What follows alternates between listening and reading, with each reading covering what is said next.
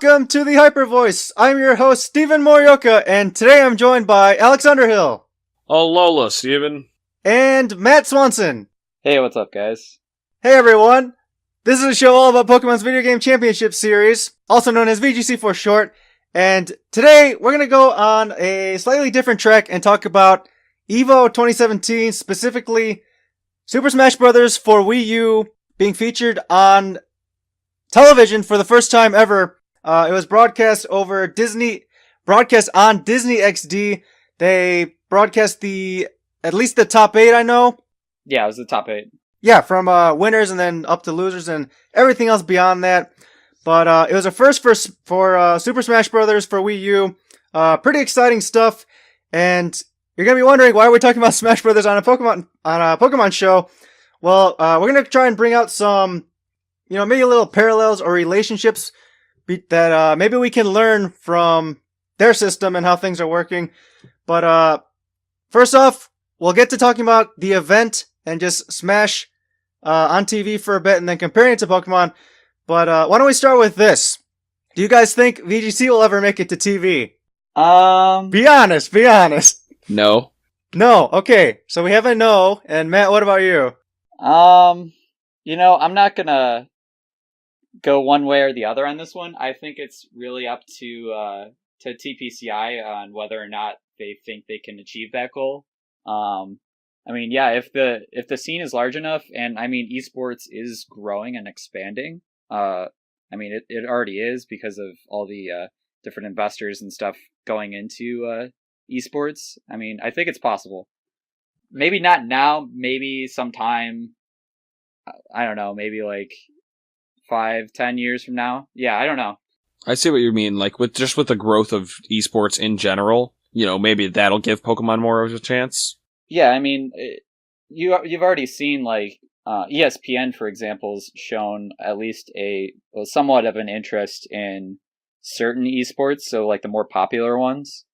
I feel like somewhere down the line we'll start seeing more and more content from like the less popular esports, like VGC, for example. We'll see more content visible on TV, or like whatever medium is popular in 10 years. Who knows? Maybe television's dying anyway, so we'll see.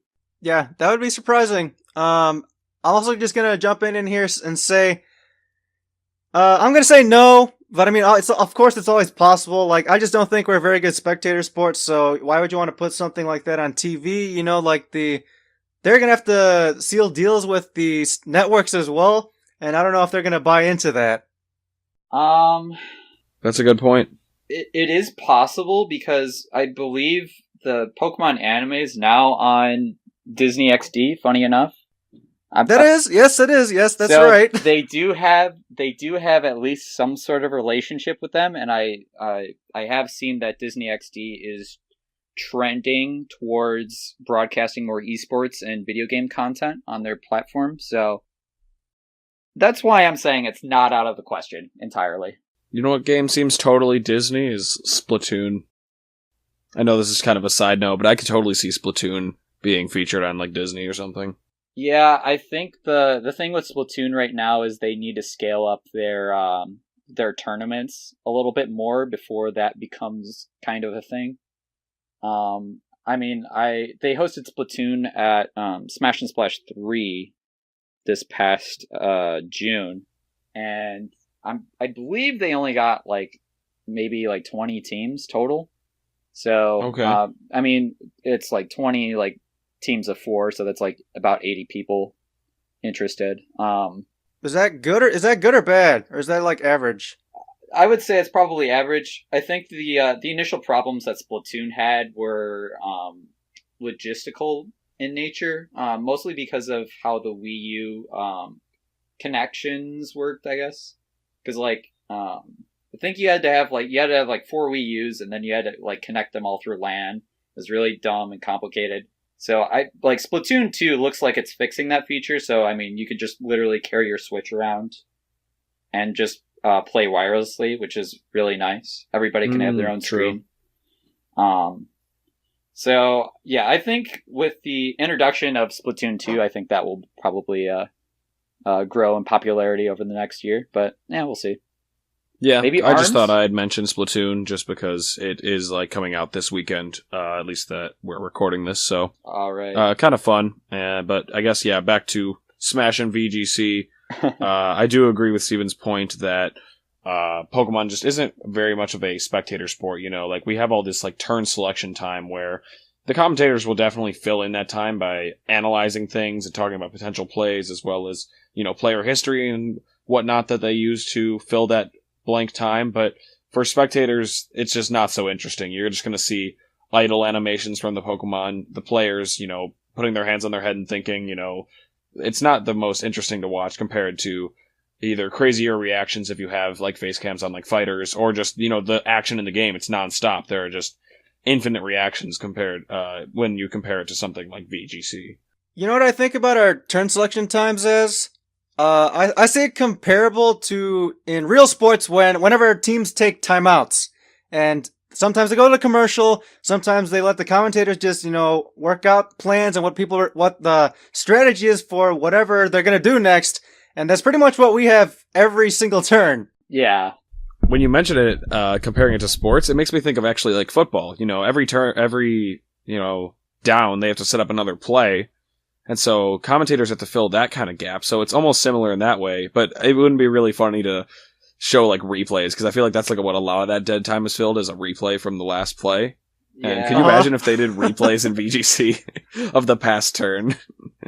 That would be like, really wow, cool. this was a critical move when that fire blast ended up landing on the opposing Pokemon. Yeah, I watched a little bit of Hearthstone earlier today, actually. I was watching like a championship match from there. They actually did something really interesting while the players were deliberating over their turns. They actually played a pre-recorded interview of one of the players that was being featured on stream. And instead of like commentating about the plays and stuff, they just kind of let that video play on the background while the players were selecting the individual player was selecting his move. So I thought that was really cool. Maybe we'll probably get into this a little bit more later, but I'd like to see more like pre-recorded interviews. I think that's a really good idea. Yeah, it could work. Just we don't know how much time people take between turns on the different matches, so it could. It's the same thing for sports, but it could matter here too. It's possible, of course, but that seems like a long ways from here. Definitely. But anyway, let's get back to the event itself, and then we'll switch over to talking about some of the parallels in the growth of the two communities.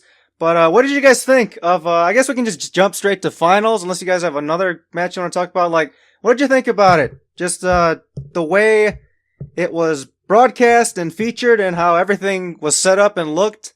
So honestly, I think Alex might have a little bit more to say about Smash 4 because I was actually I was at Buffalo Wild Wings while this was going on. So I actually asked the waiter in the restaurant to put the Smash 4 finals on the TV. Just funny watching finals at B-Dubs. But I wasn't able to hear any of the commentary. I only watched like maybe a couple matches. So I did see grand finals, which was pretty intense. Just a lot of back and forth between Zero and Salem. So yeah, I don't know. I don't have a whole lot to say about the whole competitive aspect of it, but I will say that it was really cool to see it on TV and to actually see it like in a public place like B-Dubs. Like it was really like surreal to me. I did end up watching it, just like on Twitch because I don't have a TV plan when I'm out here at college, but I still ended up watching the finals and it was very entertaining to watch. They had the two commentators that I most enjoy in Smash were TK Breezy and EE, yeah, I believe. Yeah. And I honestly love their commentary, so really appreciated having them on for finals. I only got to catch finals. I missed like a part of the first set before the bracket reset, but I ended up catching it after that. And I am a big fan of Zero, so I was really hoping for him to win. And it was a really cool set to watch, just in general. The fact that it's on Disney XD, while I didn't get to experience that, is just really neat to me, and I think it's just a huge thing. Like I was like, even like telling my mom about it, because I was just like, wow, this is really cool for competitive video games. This is because I mean, we play VGC, obviously, we play video games competitively, and seeing it take this step was really meaningful. But in terms of just the finals, I'm a big fan of Smash 4. I haven't watched it as much in recent days, just because of some recent things. I've been busy, but I still do really enjoy watching it, and it was a good set. Definitely worth watching if people are into Smash, I would say. And unbelievable ending. Yeah. I definitely recommend, if you're new to Smash or new to watching Smash, I'm not sure if they have any like sort of VOD or recording of the Disney XD telecast, but I actually found it really interesting that they picked different commentary pairs for each broadcast. So they had TK and EE on the Twitch stream, and they had D1 and Vicky Kitty on the Disney XD telecast. Mostly, okay. yeah, because they wanted to have beginner-friendly commentary on the television network to kind of get people interested in the game. So I thought that was really cool. They added a little bit of extra flair to their overlay, which was really cool. I'm a big stream overlay nerd, so I like seeing really cool stuff. Like they had player cams during the match, which is kind of atypical of Smash 4 stream, which I thought was pretty cool. Yeah, I definitely agree with you that on Disney XD, which is the version inside that I watched it on, because I thought it was really cool. It was on TV, so I got the opportunity to do that and hear the commentary, and definitely very beginner friendly. Like I'm very much more of a casual Smash player. Just enjoy the brand of it on Nintendo platforms. Throughout its history. Definitely not competitive. Also, it was very nice for me to get that beginner friendly introduction to what competitive Smash Brothers is like. And, definitely very exciting finals. I don't think anyone, I know a lot of people are going to root for Zero, but, you can't, there's so much power in the upset in anything. Yeah, well, to be fair, because of that, there's a lot of people rooting against Zero. No, that's Yeah. true. There's a lot of There's that too. Yeah. When you are the best, you are gonna end up getting, as I don't want to say it like this is gonna sound bad, but like haters, just people who just want to see you lose just because you're popular, because you're good. Which is sad, but it's the nature of anything. It happens in sports, it happens in esports, anywhere you look, you'll see that kind of stuff. Yeah, it's really about how you handle it afterwards that kind of defines what your character is. Like, how do you recover after like such a huge loss like that? Especially when it's televised to literally like thousands of people, if not like approaching millions of people, Mm-hmm. I saw on the Twitch numbers for finals, it was like, I think 100,000 or maybe more. Maybe it was 300,000. I don't know which one it was, but it was over 100,000 people watching that stream, just for Twitch. Which, yeah, that's pretty nice for Twitch viewers. Like, the only other streams that really compare are the GDQ streams, which always are consistently over 100,000. So it's really impressive to see that for Smash Bros. One thing I will point out about EVO this year is that they opted not to stream Melee on Sunday, which I know some people in the community were kind of upset about. But, I mean, looking back at it, I don't think anyone realized that it would be on Disney XD, but it totally makes sense why Smash 4 would be on Sunday over Melee.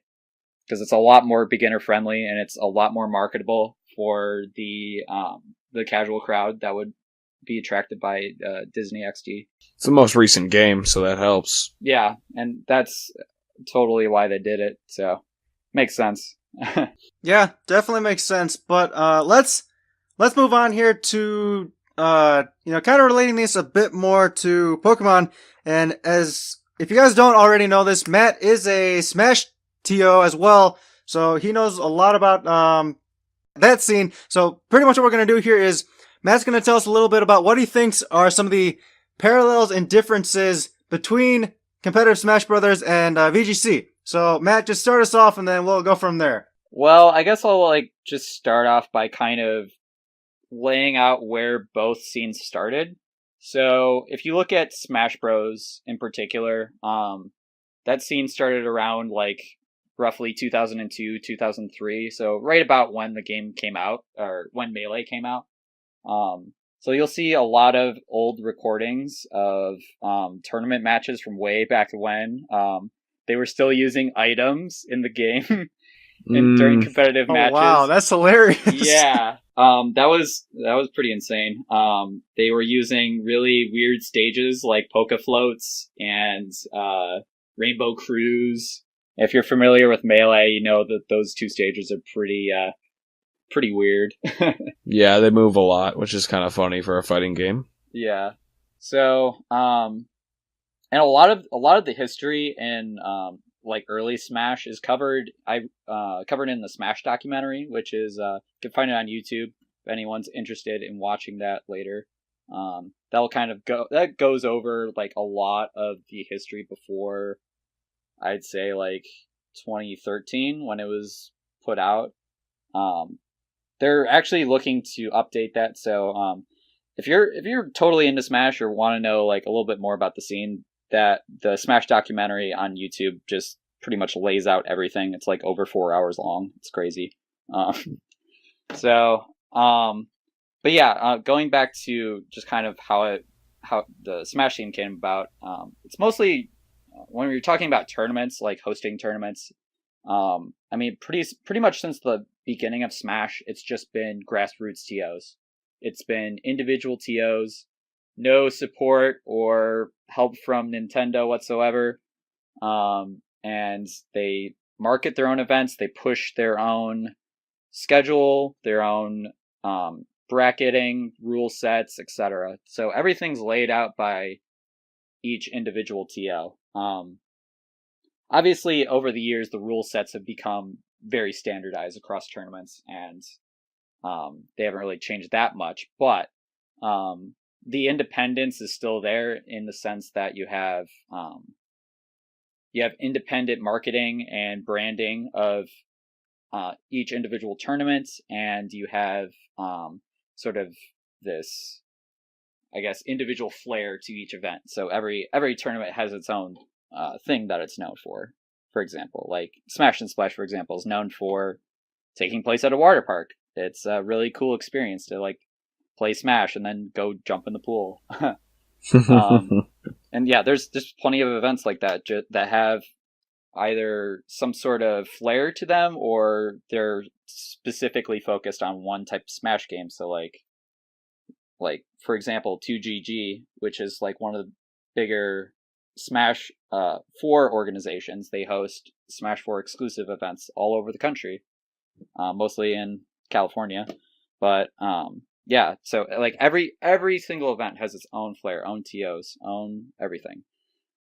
And then when you look at Pokemon, you have a scene that sort of developed out of this really interesting time of VGC or of competitive Pokemon. So I don't know.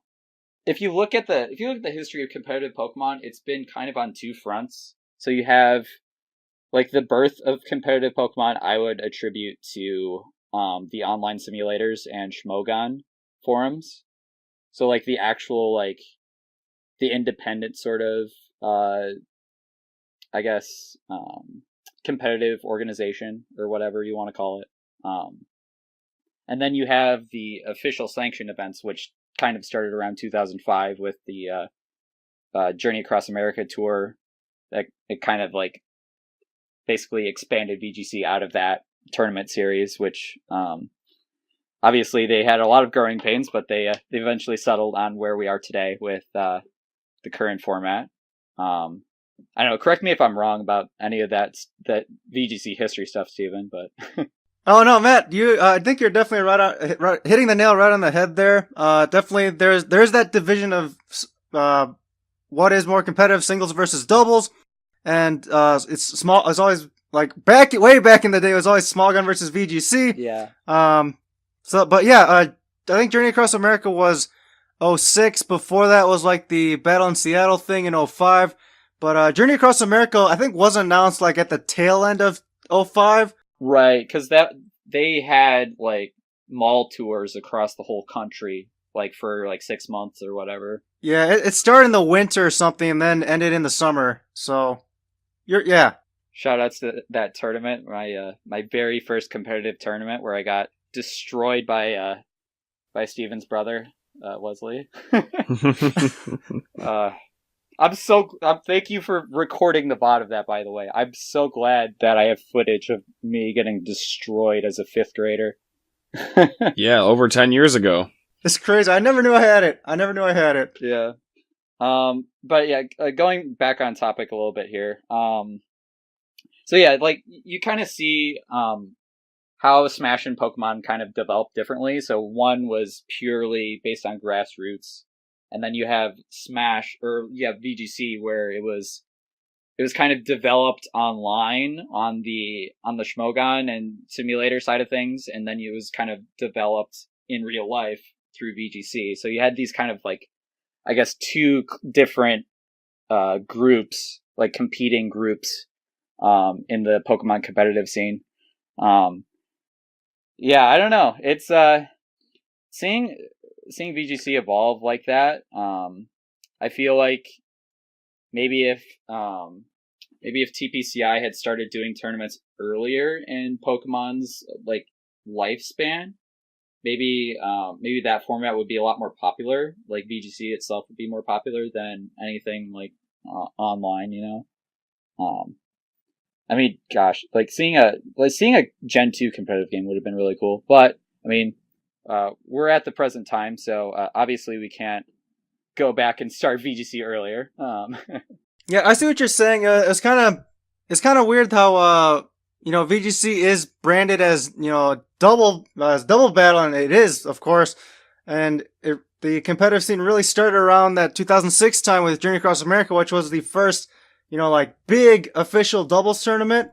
Yeah, but anyway, some of the other, one of the other things I kind of want to point out here is, Matt, correct me if I'm wrong about this, but, in terms of within the fighting game community, in the beginning, Smash wasn't necessarily accepted at first. Oh yeah, it's still not. Still not. Okay. Well yeah. then. It's getting a little bit more traction. I feel like FGC players kind of begrudgingly accept Smash Bros as being a tournament standard nowadays.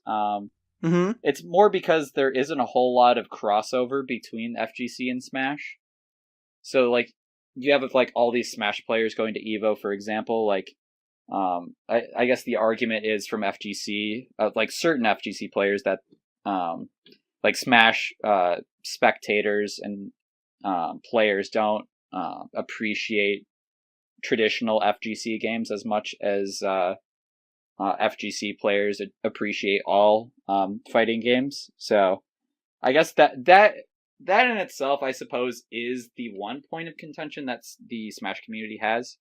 But it's more of like an outside force imposing on the Smash scene rather than you having two competing groups like VGC has.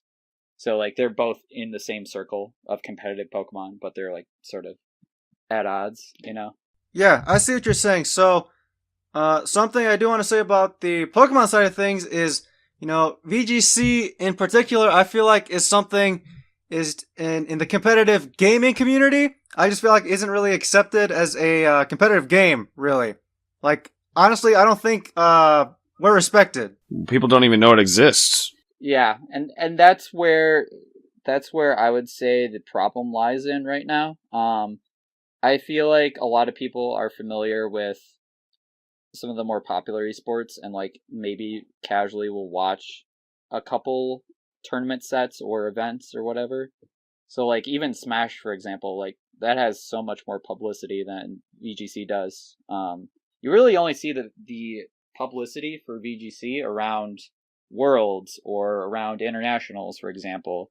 Like it will be like you'll see it for that 1 week and then it'll just be gone, And I think that's one thing that TPCI could work on for the future is, figuring out some sort of way to increase their brand promotion, like the organized play brands, like having that be more present throughout the year rather than just at internationals or at worlds or whatever big events going on at the time. Yeah, and I think that's why like people sometimes forget, oh wow, there's competitive Pokemon. They like play each other on their DSs. That's so cool. Like people only get a taste of that like at Worlds, I feel like. Or at least like the casual spectator. That's what I'm referring to. I agree that, yeah, like the games, you had mentioned the bigger esports, and I would say Smash is up there just in terms of being known. When you tell people that you're playing like Pokemon competitively, a lot of people will question. They say like, I don't even know that existed, or are you playing TCG or Pokemon Go? Things like that. Like, I feel like VGC is one of the last things people think of. They don't really think of the games as being like competitive, or some people will jump to like Smogon and think, like, oh, do you play OU? Do you play UU? Stuff like that, because that's just kind of how people were raised. I mean, when the games are played mostly single, with single Pokemon, that's how people are going to think they want to play competitively. It's just one Pokemon at a time. And so, you see just a lot of like it's just kind of hard to get into VGC, if you don't know about it. Like, you really, like, how do you learn about it? I don't think that they advertise it well enough. I don't think that they promote it well enough. Like, having the championship battle ladder in-game is one of the bigger steps that we've taken, but I still don't think it's even, like, close to enough, because people don't even know what it means. People don't even know that it's there. If they don't play competitive battles, how are we going to even get them to see this? So, the one thing I will say about the visibility issue that like we're talking about with VGC is that the problem right now is that if you want to have that visibility, you have to constantly have events to watch, right? More events to watch on Twitch, more interest in the game, more people watching it, more people figuring out like, oh wow, this is a thing and I want to start playing it, And that's the thing. See, like with Smash, there's like tournaments every day, literally every day. If you like go out on Smashboards or on Facebook, you'll find a local tournament in a card shop or in a video game store or at someone's house even. Like you'll see something every single day. There's like different levels of Smash tournaments like spread throughout the entire calendar year. And that's a huge part of it being the grassroots, like all these grassroots tournaments, they have that scene, and people have come to accept that, it doesn't have to be an officially hosted tournament to consider going to it, and to go play Smash. Whereas for VGC, you really don't see as much appreciation for anything grassroots. If it's grassroots, it's pretty much online. Like, we're never showing up anywhere physically just for a casual tournament, or just, a practice tournament, or a tournament just for the sake of, saying I won. People are always doing it like they need more on the line. They need those championship points or prize money or stuff like that, where people don't really meet up to play VGC. You do it online, or you just don't do it at all. Yeah, and I feel like that's a product of the years and years of the simulator battle kind of community developing. I feel like it's a sort of a product of that. So obviously right now we've been on Showdown for over 5 years. Like, it's kind of sort of met its end point as far as like jumping between different simulators. And obviously the introduction of Wi-Fi battles since like Gen 4, right? That was the first gen with Wi-Fi, I think. Yep. I mean, that's made the game more easily accessible within the home setting.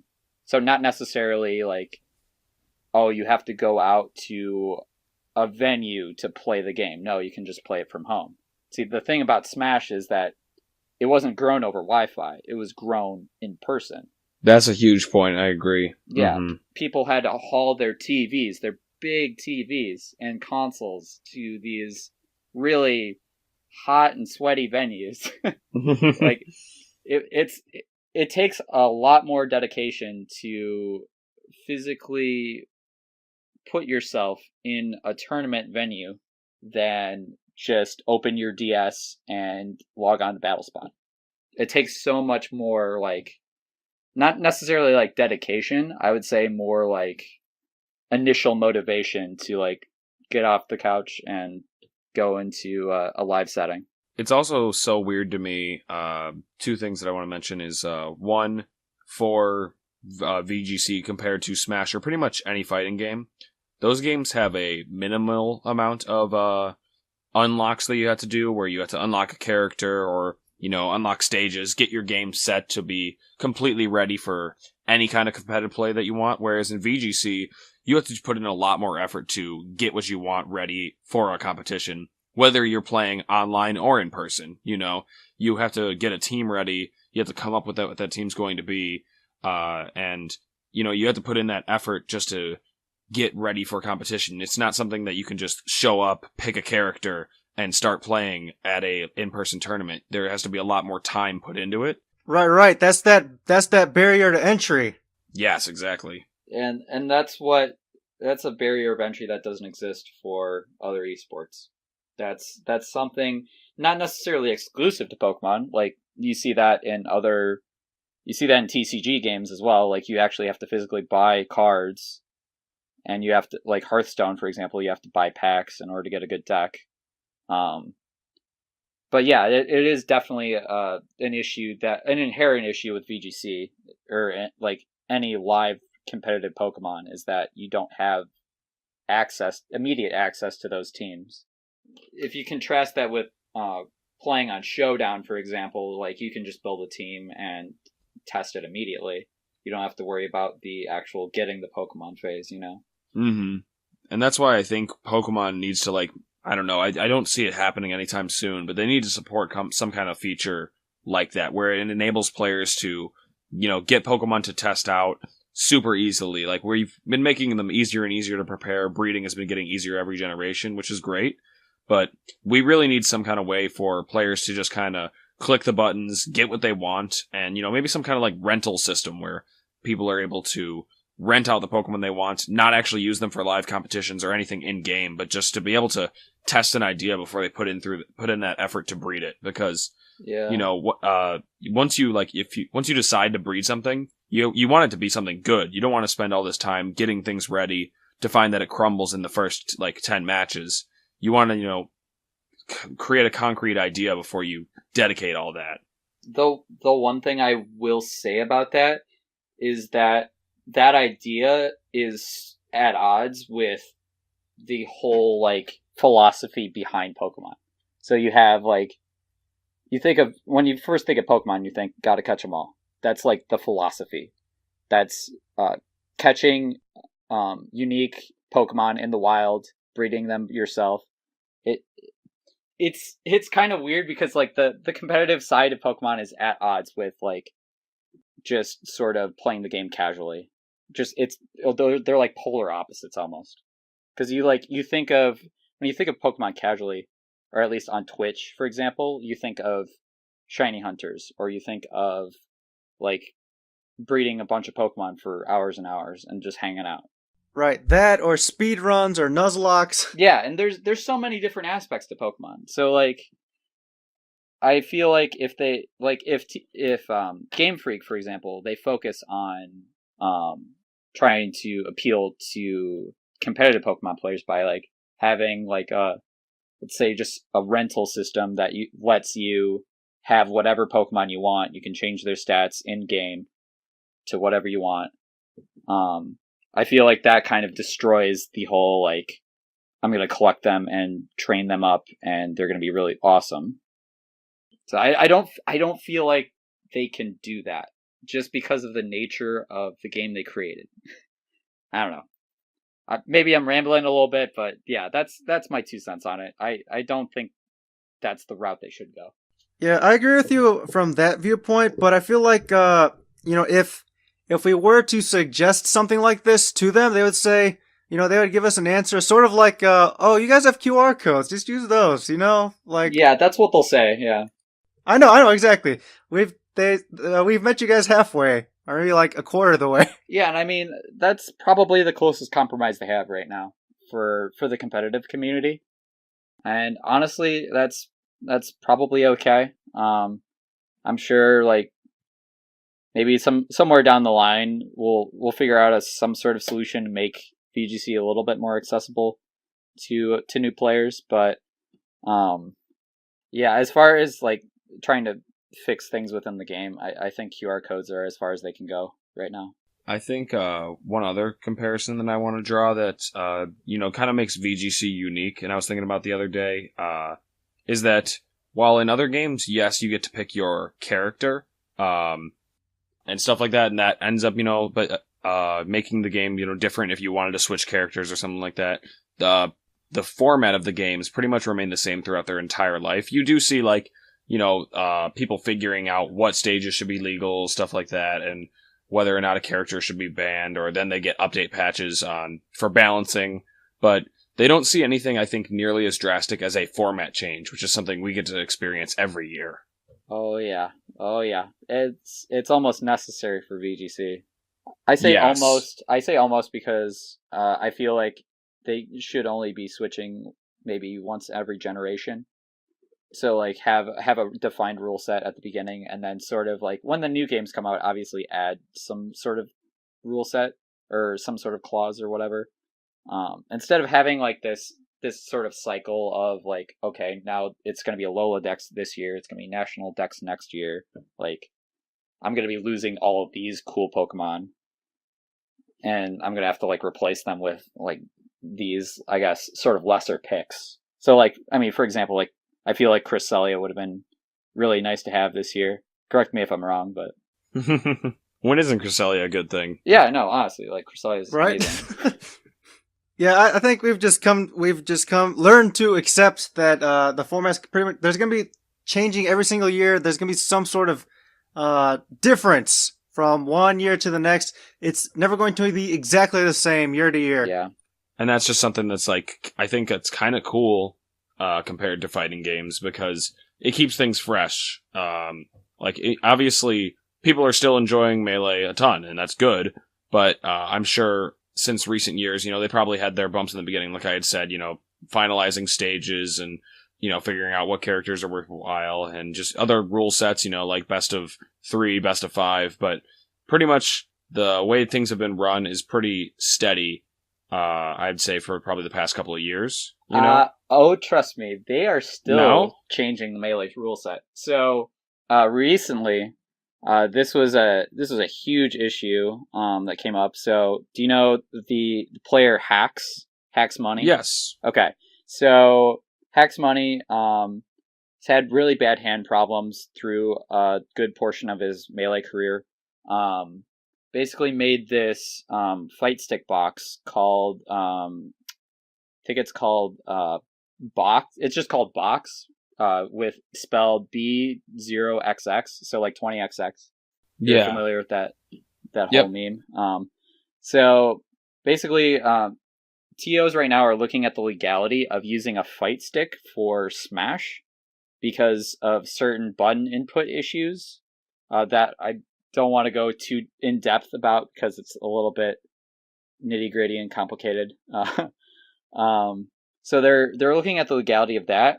Hacks also came out with a mod that fixes some controller issues that certain Melee players were very, I guess, upset about over the years. Basically, the GameCube controller sucks. And okay. the control stick has a hard time reading certain angles and certain inputs. So basically, this mod that Hacks put out fixes all of that. So TOs are looking at whether or not all Melee tournaments should run using this mod. So it's a little bit insane, like how deep we're going now. It's not just looking at like what's in the game. We're trying to add stuff that was not originally intended by Nintendo.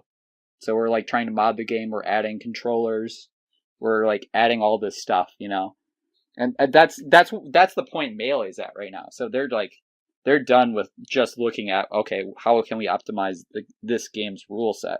We're like moving past that. What can we add to the game? It's pretty crazy. Yeah, I see what you're saying, but do you have any? We need to move on here. So, do you have any closing thoughts on, just the way like Smash and VGC, are very different? So I will say that I don't think I think it's gonna be a lot harder for VGC to sort of get the audience that Smash has, mostly because of how the season and structure, the VGC structure is laid out right now. Because how it is right now, you have regionals every like month or so, and then you have a summer break where you have a few internationals spread out across the whole year, and then you have Worlds in August.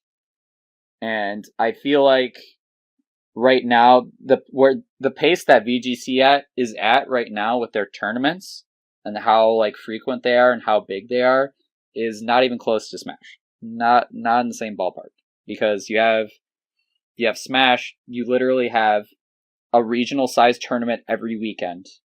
So like a tournament with like 100 plus players every weekend. You have locals with like 50 plus players, or like at least, let's say at least 20 plus players every day somewhere across the United States and the world, multiple 20 plus man locals. And then you have a national every 2 weeks over the kind of slow season, and possibly every single week during the summer. You have like 300, 500 man tournaments every weekend during the summer. That's insane. And then you have like a super major every like month or two. So like that's like larger than Worlds. So you have like 1,000, 2,000 people showing up to these tournaments. Like we're not there yet with VGC. That's my main point I'm trying to drive across. And I don't know how we're gonna get to that point with VGC, honestly. It's gonna take.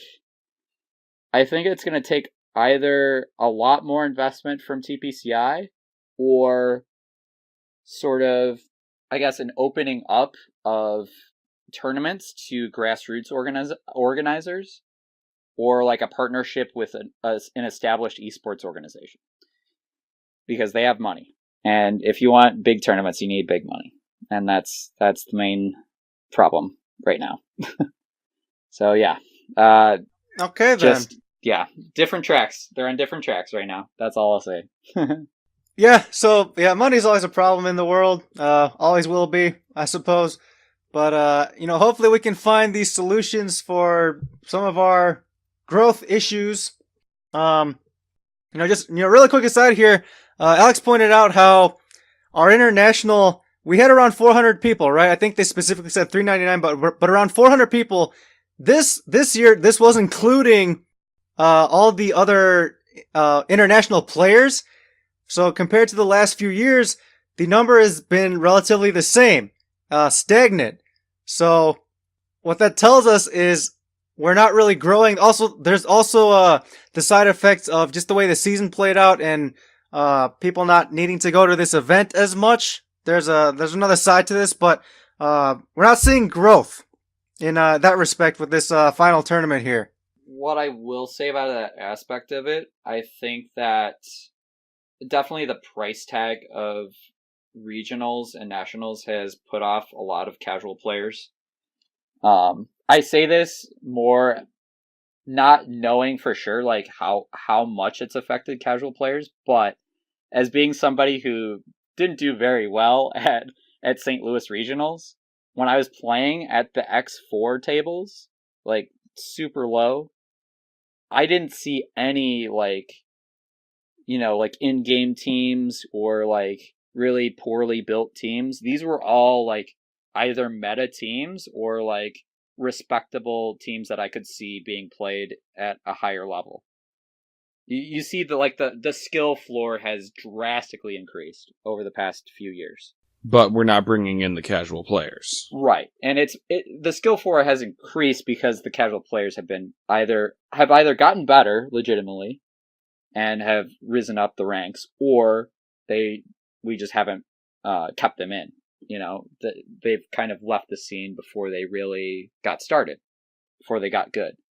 And that's one problem that VGC has because they only have sanctioned tournaments for the most part. You only have regionals, PCs, mid-seasons, and worlds to really gain any sort of like, I guess, either viewer base or like player base.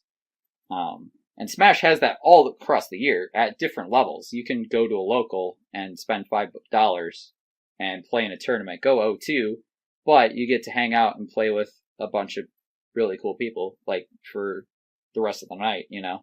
Mm-hmm. And I, like, with VGC, it's like you play, at a local, you play like 5 rounds and then you leave. And there's no opportunity for, like, playing friendlies, for example. It's just not the same. Yeah, it's just a different culture. And that's fine. Like, it's fine to have, like, different esports cultures. That's what makes them unique. It's just that I think Smash is more conducive, or a little bit more easier. It's more pick up and play. Yeah, and it's like it's something that you've played for years and years and bodied your friends, and now want to play. Now I want to play in the big leagues and tournaments. So yeah, I don't know. That's definitely one aspect of Smash, or one advantage Smash has in terms of gaining a player base is that it's really easy to play. I'm sure a lot of people can relate to that, like, my friends don't want to play with me anymore because I always win in Smash kind of thing. At least for the people that take video games seriously versus all their casual, I play video games every couple weeks friends. But something I wanted to throw back to the Nationals, just because Steven did mention it, there are, like, all kinds of different factors to consider, but it is something that I did notice, you know, like, if you look at it from a far out perspective, you'll notice that, yes, like, basically the past 3 years, 2015, 2016, 2017, we had, like, 400-ish players, and so we aren't growing. But when, I'm not going to go into deep description on all these factors, but, like, you see things like, obviously Matt had mentioned entry fees. Last year, I believe TCG filled up, so we saw a number of players play VGC just because they wanted to play Pokemon that weekend. We see all kinds of different things, change the number of players we see. And Steven had mentioned we had foreign players like having the ability to enter this year, yet we still saw the same numbers. So there are all kinds of weird, interesting factors that we could look at, and it's just kind of interesting that we all we end up at the same number every time. We're always around 400, and so I'm hoping in years like next year, I really do want to see it get significantly bigger because I'm always hoping that it's going to get bigger, and I felt like this was the year with Sun and Moon coming out, but. Yeah, I mean, I guess we saw that kind of in London, bigger tournament there, but, like Steven had mentioned, there are just a number of, and I'm mentioning is there's a number of factors. There's so many factors that, seeing it being at 400 again is almost coincidental, but it does prove that we aren't seeing much growth. Yeah, I will say, before I move on to this topic, I just want to make sure, cause like, I kind of do want to talk about, how VGC can be marketed a little bit better, or how they can optimize their marketing, and how, like, individual players can sort of improve their own marketing and help the scene. So I don't know if do you want me to go into that a little bit more, Steven? Yeah, feel free. Okay. So I think the problem right now is that players feel like they have no control over their circuit. I think that's kind of what a lot of VGC players have been feeling like for the last, like, 4 or 5 years, or however long they've been in the scene. So I think let's look at from a player's perspective at least first. So the one thing I do see a lot in other esports is the presence of storylines and storyline driven narratives throughout tournaments. And right now, I see that kind of lacking in VGC. I see a lot of players at the top of the heap. So, like, you have, like, the narratives of, like, Wolf Glick, Aaron Cybertron Zhang, all the really high profile players. You know a lot about them. You understand how they play. You understand their personality and what they've done in the past, their previous achievements. And that's the thing about VGC is that's not an effective marketing strategy in the long run if you want to get people interested in the game. Because if you want people to be like interested like completely in everybody that's playing, you need to know at least a little bit about their history. So like if you look at a top 8 and you don't know any of the players, then like what's the point of watching, you know? So you need to know a little bit about the players. So what players can do in order to kind of increase, I guess, their PR per se, is put out video content. That's huge. Just having a face to attach to your team is so broken in terms of getting your name out there and getting a fan base, having fans. That's really important for building a game. Is just if people have someone to root for, they're going to watch. You know, that makes me think of back to Collinsville when we saw, and before that, that one tournament that Trainer Tower hosted, or the Geico Invitational. That's the tournament where they had A-Drive in it, the shiny hunter, who has a large fan base behind him. And so I felt like a lot of people tuned into the Collinsville stream just for him because they knew, hey, like my favorite YouTuber is at this tournament. He's a face that I know. This is a guy that I can totally root for. I'm going to tune in. And that's the idea. Like, if a lot of players put out content and do streaming and do articles and just try and get their name and brand out there, then there's so many more players that spectators are interested in. So if you feel like you don't have anything else to contribute to your circuit or to your game to make it better, just market yourself. Like, that will inherently make the game more interesting to watch. And that will inherently, like, get more people interested in the community. Just, yeah. That's a number one thing. That if you watch this podcast and you're a player, like, that's the number one thing you should take away from this, honestly. Is just market yourself. It's so big. Yeah, we do see a lot more players doing that nowadays, and you picked out some high profile players, and they've obviously got big fan bases, YouTube channels, and very skilled players as well. So I think that's all I have to say about that, and I think we can go pretty quickly through the rest of this.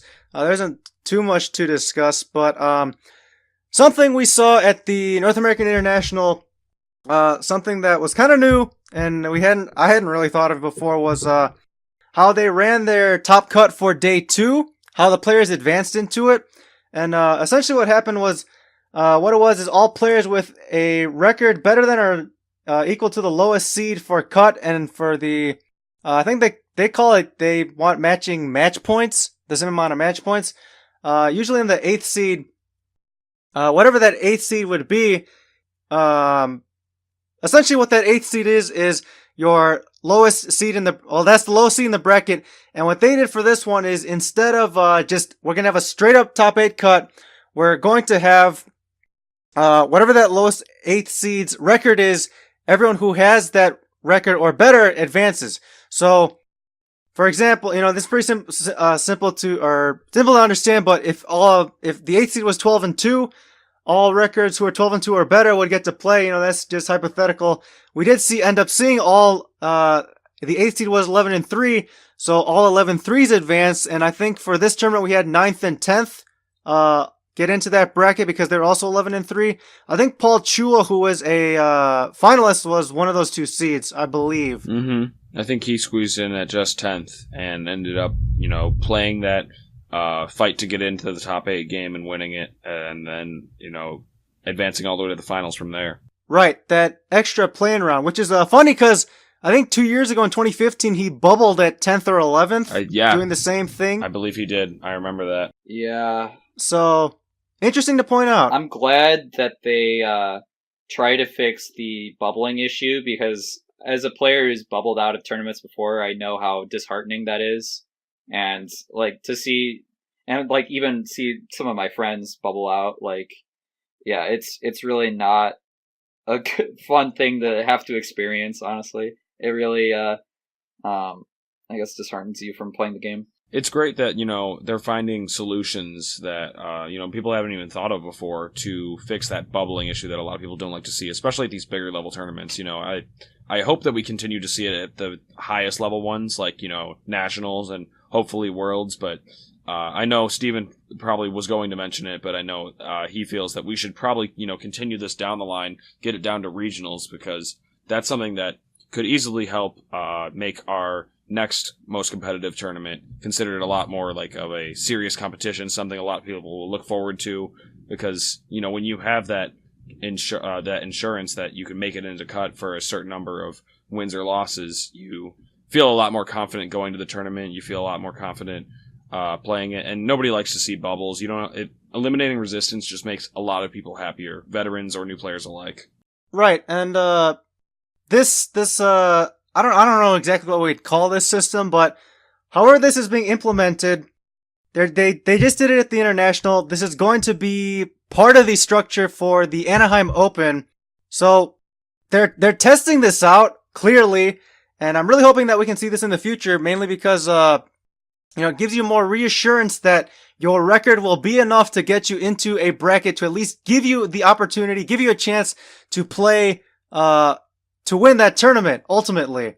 And one of the bigger issues is it eliminates that fear and that stupid thing called resistance, which I don't think anybody really likes. Yeah, that's one kind of unavoidable issue that Swiss has. It just kills players sometimes.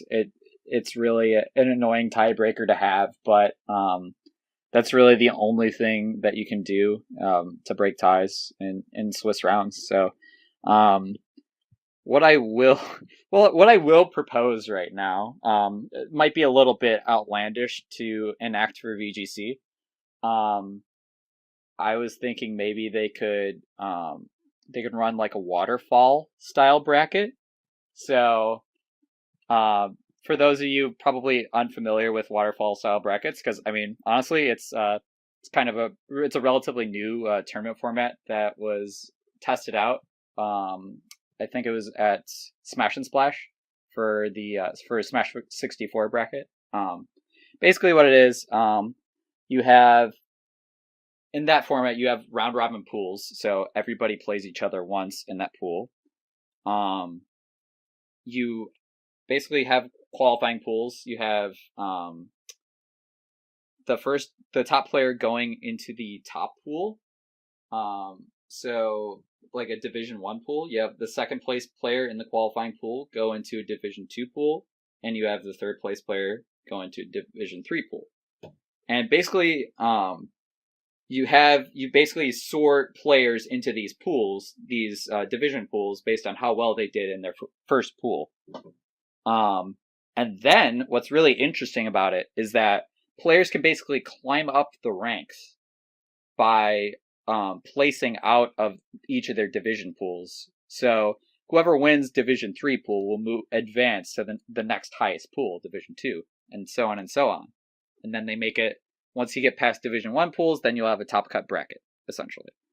So, although I don't think round robin would be an appropriate format for the number of people they have, and obviously you can't seed Pokemon tournaments, you can't order players, because it's just not possible for Pokemon.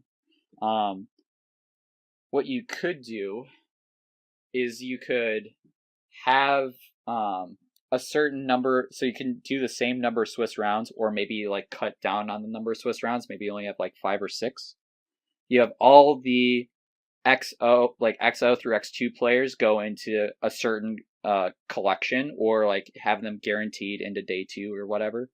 And then you have another pool of players, maybe X3 or below, have them like kind of fight it out to make it into day 2 or something like that. I think that something like that would be really interesting, and would maybe cut down on the number of matches that top players need to go through on day 1, and would sort of increase the interest and amount of players in day 2. But obviously, I'm not an expert on how Pokemon runs their tournaments, and that would probably take a lot more resources and time to figure out. But I don't know. It's an interesting idea, I think. If you guys didn't understand that at all, let me know, because it's a little bit complicated to explain, but like once you have it on, if you literally write it on paper, it's like pretty easy. No, I think I follow, and just hearing it, it almost sounds a little bit like Swiss because, if you look at those pools, almost like records in terms of, like Swiss rounds, we all play against people who have the same, wins and losses as us. Yeah, win-loss. And so it's kind of similar in that, you're in these pools where you're playing against people who have kind of reached the same stage as you. If I won the first round and lost the second one, I'm playing against someone who's 1-1, whereas like you can almost look at it the same way as somebody who maybe moved up to a pool the last round and then moved down afterwards, something like that. It's kind of it's similar in that respect, but there's obviously not a round robin part to it at all where you're playing against everyone in that pool and such. So that's kind of cool.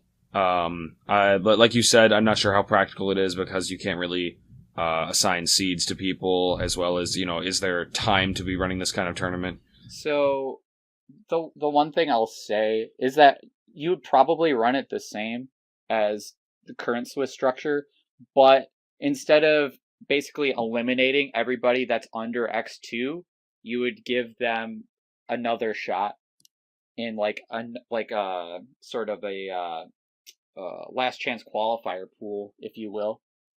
You give them like another shot to make it to day 2.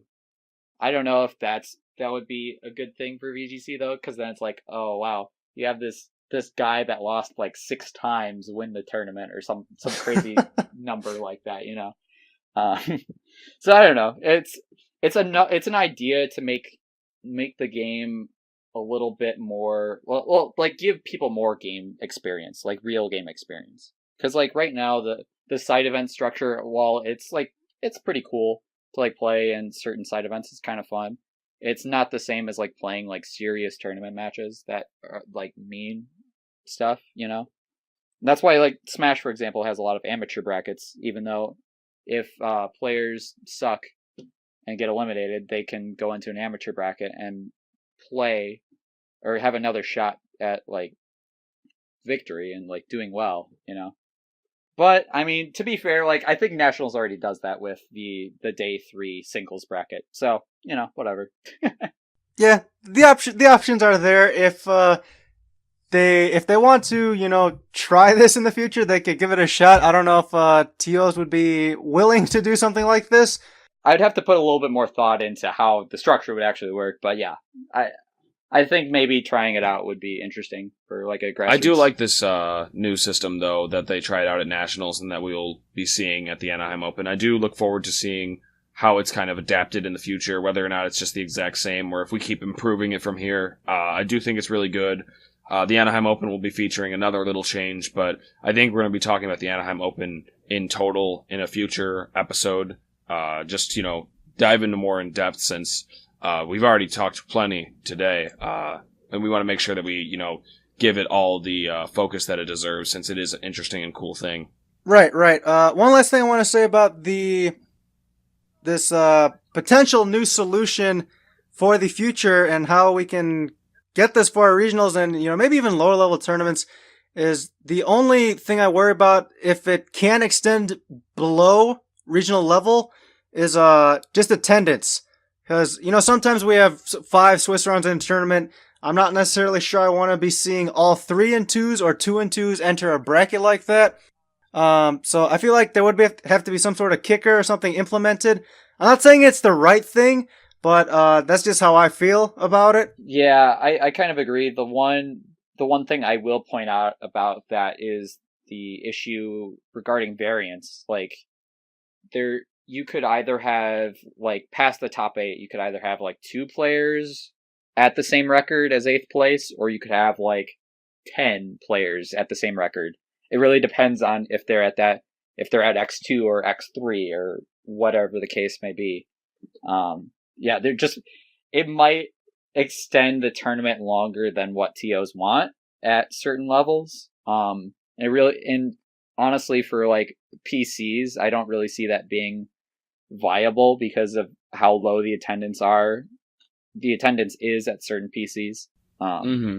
That is kind of why we were saying we do want to see it like at regional levels. And, Right. I think, if an X and 1 misses cut at a PC, it sucks. If an X and 2, but, with that small of a turnout, with that few rounds, it's kind of to be expected. There's not that much on the line where you have to be, like, really griping about it. If an X and 1 misses cut, you're just kind of like, well, it's a small tier event. You just kind of roll with it. But, at the regional events where there's a lot more on the line, you do want to see as fair of a playing field as possible. And yeah, I definitely agree with having at regionals. I think that would be a very smart idea.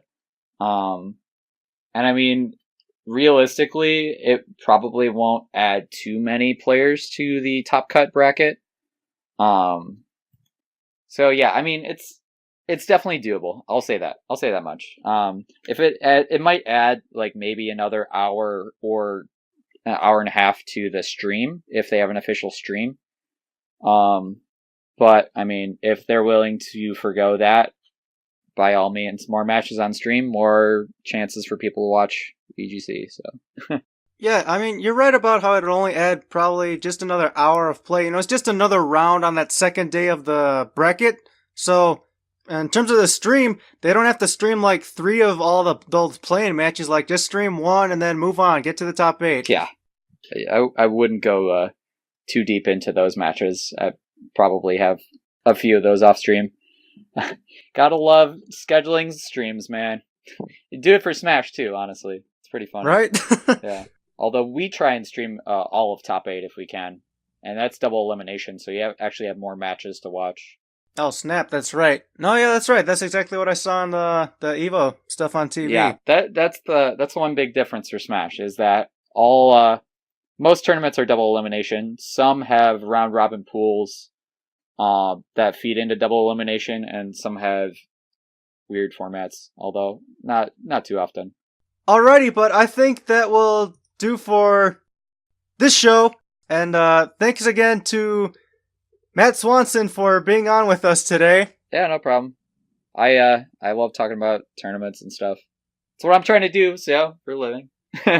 Oh, that's absolutely awesome. But yeah, thanks, Matt.